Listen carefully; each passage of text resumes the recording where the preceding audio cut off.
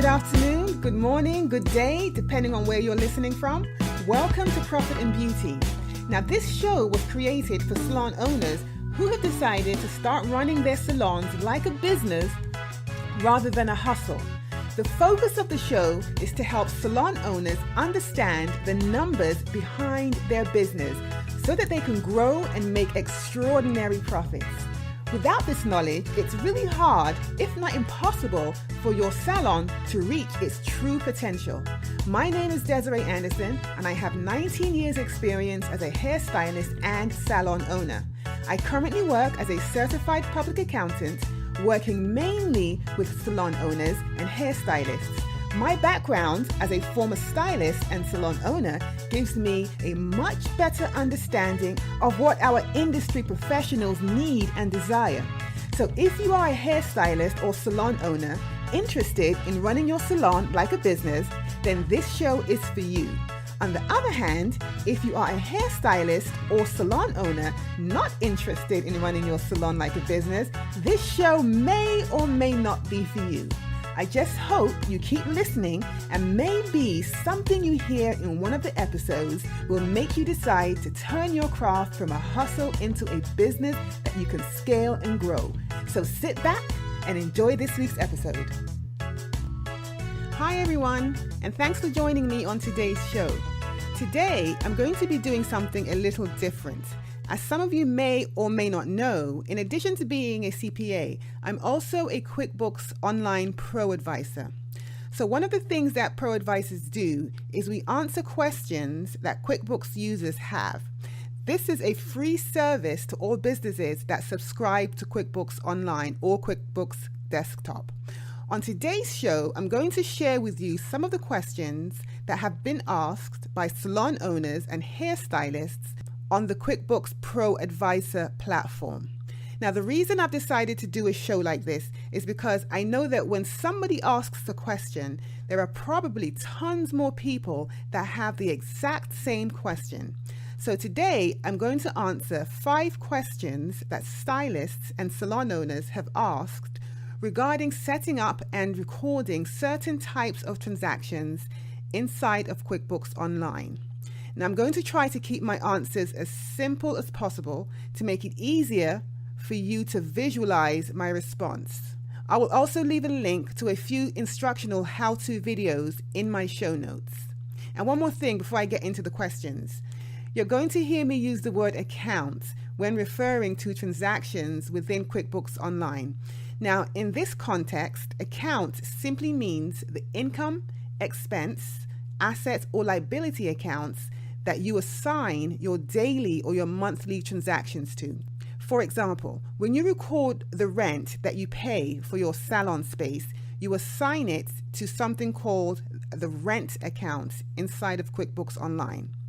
When you purchase supplies for your business, you assign the expense to the supplies account. Same thing with income.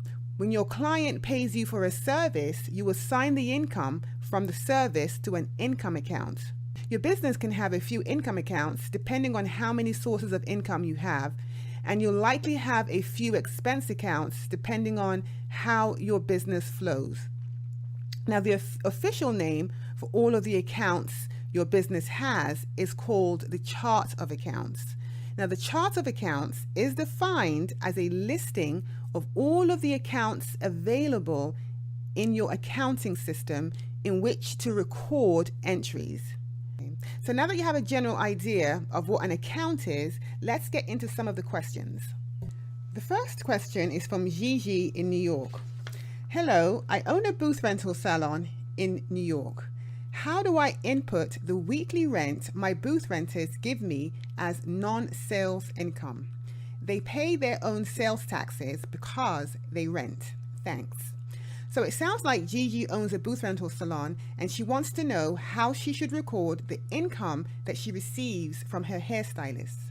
Now, most booth rental salons have a minimum of 2 sources of income.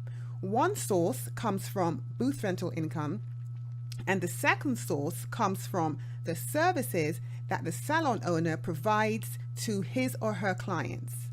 Now, if your salon sells retail, then you would have 3 sources of income and your chart of accounts should reflect that, which means you will have 3 income accounts. In addition to having the accounts for the booth renters and an account for the services that you provide your customers, you will also have a retail sales account for the sale of retail. Now, in this case, let's assume Gigi only has 2 sources of income: booth rental income and income from services she provides to her clients. Gigi will first need to create a booth rental account within her chart of accounts. This is where she will record the booth rent that she collects from her renters. But she will need to go one step further. It's always a good idea to have a separate account for each booth renter so that you can see how much you've collected from each individual renter when you run your reports. Also, you want to be able to compare what your booth renter paid you at the end of the year with the amount that she or he reported to the IRS on the 1099 that they provide you and they provide the IRS at the end of each year. Additionally, they may not have kept good records and may have no idea how much they paid you in booth rent that year. So you may have to print a report showing how much they paid you, and you can only do this if you maintain separate accounts for each booth renter. So in order to create a separate account for each booth renter, the booth rental account will have to have sub-accounts for each renter. What I mean by sub-accounts is if you have 3 booth renters, after creating the actual booth rental account, which is going to be the parent account, then you're going to have a sub-account for Susan, you'll have another sub-account for Mary, and then you'll have a sub-account for Tracy. So if you'd like to see how to set up a booth rental account with sub-accounts, you can go to profitandbeauty.com and select episode 9, which is this episode, and go to my show notes and click the link that says setting up booth rental income accounts. On that video, I'm going to show you how to create a booth rental account for your salon and also how to create sub-accounts for each individual booth renter that rents a station at your salon. The second question comes from Nick, spelt with 2 Ks. I am a hairstylist and I'm trying to keep track of all of my income. How do I record tips? So Nick wants to know how to record tips in QuickBooks Online. So tips, just like service income, is taxable. So when recording tips, it should be recorded as part of your income. Now, if you are a salon owner, a booth renter, or a salon suite owner that works alone, you can set up a separate tip account as one of your income accounts, or you can record the entire amount received from your client, including the tip, in your service income account.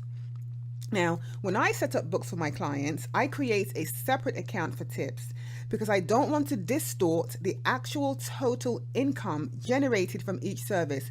For example, if the service that you provided totaled $150 and your client tips you $20, the total income you received from that client is $170. Now, I think it's a good idea to record the $150 and the $20 in separate accounts, because if at some point you want to analyze your reports to see which services you provide are making the most or the least amount of money, the figures won't be distorted. If you include tips as part of your service income, you may come to the wrong conclusion if you're trying to make a decision about total income per service. Now, on the other hand, if you are a commission salon with employees, you have to make sure that you are tracking your employees' tips accurately. Now, the best way to do this is to set up a liability account called employee tips, and then create a sub-account under the employee tips account for each of your employees. Now, this is where their tips will live until they are paid out to each employee. Once each employee has been paid, you want to make sure that you remove the liability from the balance sheet so you can zero out each person's tip account. Question number 3 comes from Lolita Vasquez. She asks, when accounting for items such as nail polish for a nail salon, would you categorize this as an inventory asset or job supplies? The polish is not available for sale to customers. It is only used when services are being performed. So Lolita wants to know how nail polish should be categorized when recording the purchase in the chart of accounts. Now, she mentioned in her question that the nail polish is only used for services performed and is not available for sale to clients. So this means that the nail polish is part of the salon's supplies and therefore should be recorded in the supplies account. So if, on the other hand, the nail polish was purchased by Lolita specifically to be sold to customers as a retail item, then the polish would be recorded in an inventory account instead of the supply account.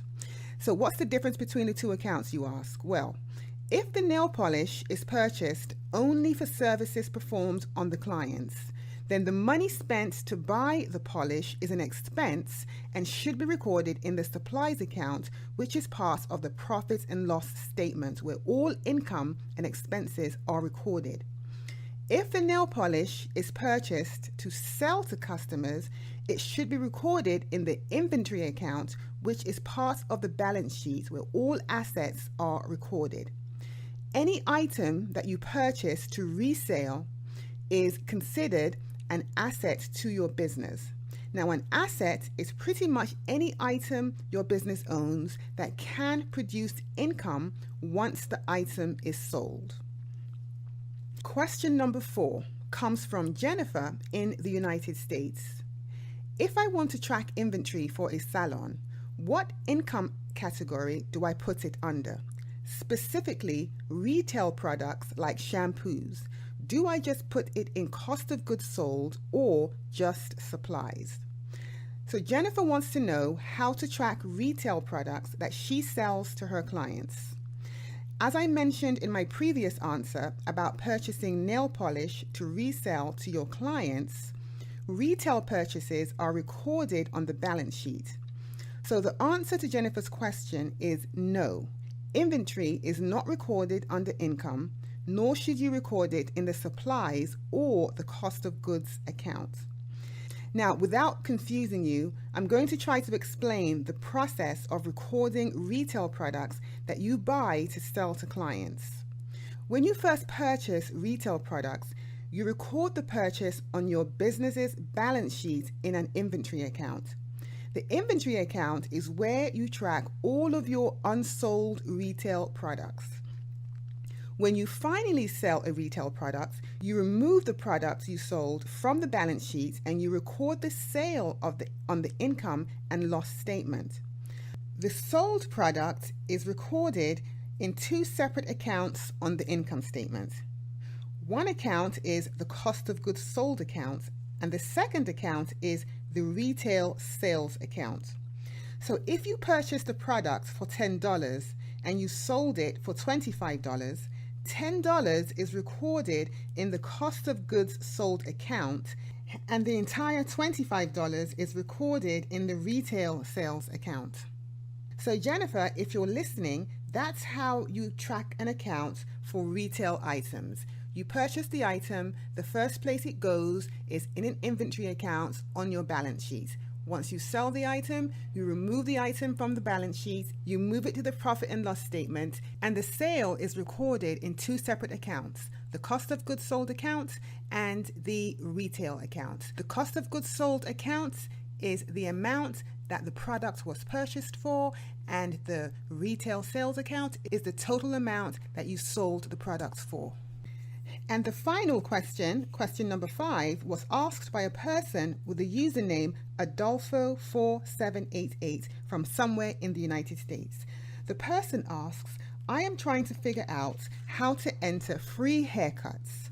Each time my customers pay for 10 haircuts, they get 1 free. How do I enter the value of the cut as an expense?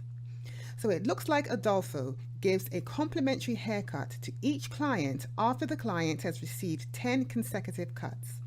Now, based on the question, it sounds like he is attempting to record an expense for the free haircuts that he provided to his clients. When you provide a client with a free or discounted service, the discounted amounts or the free service are not recorded as an expense on the profit and loss statement. Now, even though the service was free, it still needs to be recorded as a sale on your income statement.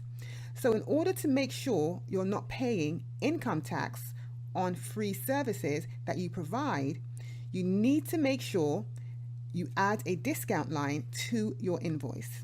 So in Adolfo's case, he'll include a discount of 100% on every invoice that represents a free haircut that he gave to a client. So he would create an invoice and then he will pick haircut as the service type. Once he's recorded the service type, he will then click on the discount tab and discount the service by 100%. Now, even though the service was free, you still want to record it in your accounting system, because at the end of the period, you do want to be able to look at your reports to see the value of the services that you either gave away or discounted. It's good to have that information for your own records, because you may want to use that data in the future for a particular purpose. Now, if you would like to see how to record this type of transaction, go to profitandbeauty.com, episode 9, which is this episode, and click on the link beside how to record discounted services to watch the video. So those were a few questions that people had about recording transactions inside of QuickBooks Online. Now, I like to tell my clients or whoever I'm consulting with that no matter the size of your business, it's very important that you track your income and expenses.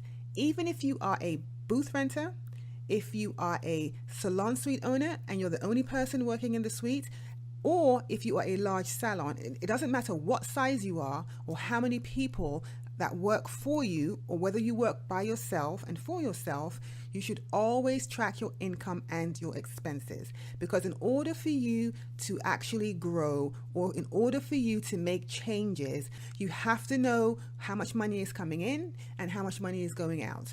You also need to know the sources of your revenue as well as what you're spending your money on. Because if you need to make changes in the types of services that you offer, because one service is doing very well, another service may not be doing quite as well, you want to be able to make changes or be able to promote the services that may not be doing as well. Also, if you don't know where your money is going, you can't make changes if you are spending money frivolously or on items that do not contribute to the growth of your business. I always say not tracking your income and expenses or not keeping proper records is like driving a car blindfolded. Now, you know, if you drive down the street blindfolded, eventually you're going to crash into something. It might take you 1 month, it might take you 1 year, it might take you 2 years or even longer. But eventually, if you can't see where you're going to eventually crash and fall. And that's the same thing when it comes to your business. If you don't understand the numbers, if you don't pay attention to the numbers, if you don't look and see what the numbers are telling you, eventually you are going to either fail in business, or your business is never going to grow and it's going to stay exactly at the same place. And you may wonder why your business isn't growing, and you may not realize that that may be the reason. Okay, so that's all I have time for today. If you would like my help creating a chart of accounts for your salon, or if you would like me to do a complimentary review of your current chart of accounts or a review of your QuickBooks file, you can email me at Desarie@AndersonAccounting3.com. My first name is spelled Desarie at AndersonAccounting3.com. My contact information is also available in the episode 9 show notes. Have a great day, everyone, and I'll talk to you next time.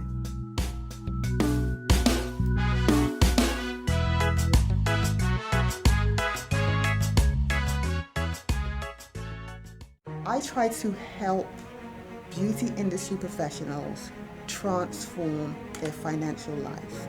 And not just transforming their financial life from a business perspective, but also transforming their financial life from a personal perspective. Because at the end of the day, you know, what we do for a living is what helps us elevate our personal lives, right? It helps us to save for retirement, it helps us to purchase vehicles, it helps us to purchase homes, it just helps us to go on vacation. Everything that we do in our business lives helps better our personal lives.